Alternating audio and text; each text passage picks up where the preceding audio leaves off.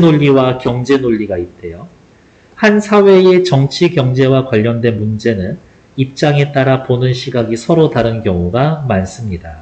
정치, 경제를 바라보는 시점은 다양하다. 이 시각의 차이는 대책과 해결 방안에 그대로 반영이 되어서 사회 정책을 둘러싼 논란이 치열하게 전개가 됩니다. 분명히 문제가 있어. 사회적으로.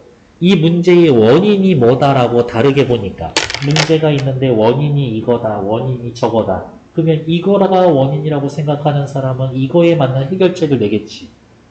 해결책을 내겠지. 서로 봤을 땐 같자는 소린 거야. 이렇게. 그러니까 싸우는 거지. 각 주장의 논리적 근거는 오케이. 효율성이냐 공평성이냐. 결국의 싸움은 이 둘 사이로 해결되더라 이거지. 첫 번째, 효율성을 어디가 있냐. 효율성을 중시하면 경제 논리고 공평성을 중시하면 정치 논리다. 그리고 두 기준 중 어느 것을 더 중시하느냐에 따라 문제인식과 해법이 크게 달라집니다. 효율성을 중시하는 경제 논리, 그냥 냅둬 시장은 알아서 움직일 거야. 공평성을 중시하는 정치 논리, 냅두니까 빈부격차 생기는 거 아니야. 국가가 개입해야 돼. 이렇게 나가는 거지. 아니 닥치고 그냥 냅둬. 이런 거죠. 경제 논리는 효율성, 즉 최소 비용의 최대 효과를 얻고자 하는 경제 원칙에 입각한 자원 배분의 논리입니다. 경제 논리는 효율성의 논리이다. 반면에 정치 논리는 누구에게 얼마를 일하는 식의 자원 배분의 논리로 분배를 중시한다. 가령 기업 부실의 원인이 부실 경영에 있는 경우 그냥 망하게 냅둬. 누가 돈 있는 사람이 그 회사 싼 값에 사가겠지. 이렇게. 기업 부실의 원인이 부실 경영에 있을 경우 이에 대한 대응 방안으로 경영의 정상화나 부실 기업의 퇴출을 고민한다면 경제 논리다. 경영의 정상화나 기업 부실 퇴출이라면 경제 논리다. 그러나 그 부실 기업이 도산할 경우 고용과 지역 경제에 미치는 영향을 감안하여 보조와 지원을 통해 부실 기업도 살려놓는 건 정치 논리다. 어떤 논리가 더 중요한가? 어떤 게 더 자원 배분에 바람직한가에 대한 사회적 합의는 없다. 그러니까 답이 없어. 그러니까 맨날 싸우는 거지. 효율성에 입각한 자원 배분을 하면 약자에 대한 배려를 할 수 없다라는 한계가 있다. 약자에 대한 배려를 할 수가 없다. 지금 눈치채셨겠지만 제가 색깔 구분하고 있는 거 알아요? 사회적 약자에게 경제 논리를 적용하면 적자 생존의 법칙이 지배하는 시장에서 살아남을 수가 없으니까. 하지만 공평성에 입각한 자원 배분은 정치적 배려를 통해 사회적 약자에게 최소한의 인간다운 생활을 할 수 있게 지원을 해준다. 그렇기 때문에 정리, 하나만 선택하지 말고 사안에 따라 적절하게 두 개를 활용을 해라. 자원 배분을 시장 기능에 맡기는 것이 가장 효율적이라고 믿는 것이 시장 경제 체제이므로 이를 채택한 사회에선 경제 논리가 정치 논리를 앞선다. 자원 배분은 시장에 맡겨. 시장 경제 체제 최고야. 경제 논리라고.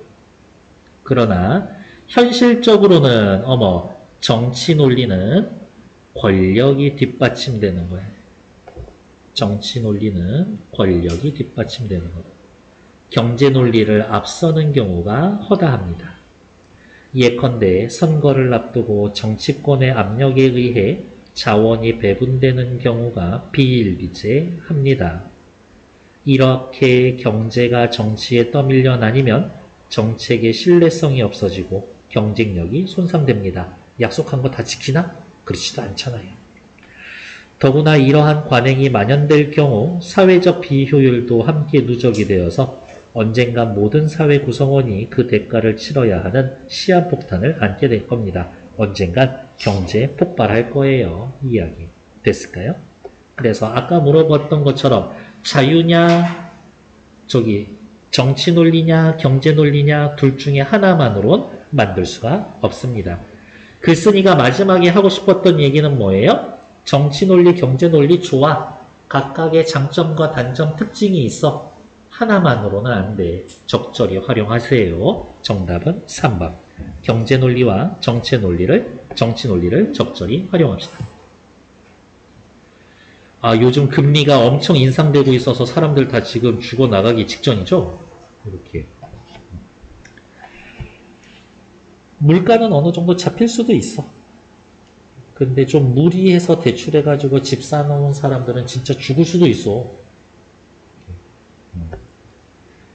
집 산다고 한 5억 대출했는데 당시 이자가 한 3%였어. 3%면 엄청 싸게 먹은 건데 한 5% 먹었어. 그러면 5억에 5%면 얼마야? 5억, 5,500, 5, 20, 2,500이야. 한 달에 이자 한 200만 원 내야 됐었다는 거거든. 근데 이게 7%가 돼? 5, 7에 35, 3,500이야. 1년에 1,000만 원 이자로 더 내야 돼. 대부분 아파트 대출하는 거 있죠? 이거, 여기 200에 저기 원금하고 이자하고 다 같이 있겠죠? 아니야. 보통은 20년 거치, 30년 거치야. 이자만 내고 있는 거거든. 원금이 안 깎여. 죽을 수도 있어, 진짜. 미국 금리가 인상이 되면서 한국과의 금리 격차가 점점 벌어지고 있다. 그러면 이건 무슨 말이에요? 미국의 은행에 맡겨놓으면 이자 5% 주는데 우리나라에서는 은행 맡겨봐야 이자 2%밖에 안 줘. 그러니까 우리나라 은행에 돈 맡겼었던 외국인들이 돈 찾아다가 미국 은행에다가 맡기지. 국내에 유입된 자본이 빠져나갑니다. 이거를 막기 위해선 어떻게? 우리도 금리를 5% 수준으로 높여야 돼. 근데 방금 이야기한 것처럼 금리 인상되면 다 죽어. 서민들의 대출금리 인상으로 이어져서 사회적 혼란을 일으킬 수도 있습니다. 대출금 갚지 못해서 아파트 경매 넘어가는 거야.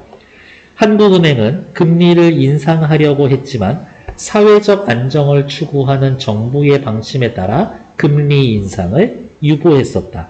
뭐가? 경제 논리가 정치 논리에 밀린 상황인 거지. 정부는 수출입 증진을 위해서 여러 국가와 FTA를 시도하고 있다. FTA를 통해 관세가 면제가 되면 우리나라 제품의 가격이 낮아지니까 수출 실적이 높아질 수도 있고 외국의 다양한 물품이 세금이 안 붙으니까 저렴한 가격에 구입할 수가 있습니다. 근데 대부분 외국의 다양한 품종이 우리나라에 들어오는데 보통은 농산물이지. 이 소식을 들은 농민들은 FTA로 국내 농업이 말살된다라고 주장하며 농산물을 FTA 항목에서 제외할 것을 요구하고 있다. FTA가 체결이 되면 국가 전체의 이익을 볼 수는 있어. 하지만 그 이익에서 소외된 사람들이 있는데 어떡할 거냐. 이런 걸 챙겨봅시다. 틀린 거 찾기. 1번. 정부의 압력에 따라서 금리가 오르고 내리는 것이 반복하면 사실은 금리를 올리는 게 맞는 상황인데도 올리지를 못해. 정치 논리에 사회의 비효율성이 누적됩니다. 괜찮죠? 한국은행이 금리 인상을 유보한 것은 정치 논리야, 경제 논리야? 정치 논리죠. 시장 경쟁에 따라 경제 논리를 적용한 거다? 아니요. 정치 논리를 적용한 거죠. 2번 틀리지. 대출금리 인상으로 서민들의 삶에 혼란이 생긴다? 그러면 어떻게? 정부는 혼란하지 않게 공평성에 입각해서 금리 조정을 유도할 수도 있겠군. 도저히 이거 진짜 대한민국 위험해집니다. 라고 이야기하고 이렇게 대처할게요 하면서 금리 올릴 수 있지. 다음, 나에서 정부가 FTA를 추진한 것은 국가 전체로 경제적으로 도움이 되니까 경제적 효율성에 입각한 자원 배분 시도. 괜찮아. 농업이 주요 산업인 지역의 국회의원이나 지방자치단체들은 삭발하는 거야. 선거를 앞둔 시점에선 정치 논리를 추가하겠거든. 제가 절대 막아내겠습니다. 이런 식으로 하는 거지. 믿고서 찍어주면은 또 배신들이. 다음 선거 때 그거 까먹고 또 그놈 찍어주고. 정치인들에 대한 불신감이 가득가득하죠. 하지만 관심은 늘 가지고 있어야 합니다. 걔네들이 선거 때만이라도 우리 무서워하게 생각하게 해줘야 돼. 기업 경제 논리, 니은 정치 논리. 경제 논리. 최소의 비용으로 최대의 효과. 그렇지. 정치 논리. 사회적 문제가 발생했을 때 분배를 중시한다. 그렇죠. 경제 논리는 정책 논리와는 달리 부실기업이 생겼으면 고용이나 지역 경제에 미치는 영향에 중심을 두는 건 정치 논리죠. 답은 3번이지. 정치 논리는 경제 논리와 달리 뭐가 중요해? 공평성, 사회적 약자를 인간답게 살 수 있게 해주죠. 어쨌든 둘 다 사회 문제를 해결하려고 하는 논리적 근거입니다. 틀린 건 3번. 됐을까요? 네. 물론 이 지문에서는 어느 하나만으로는 안 됩니다. 라고 하지만 전체적인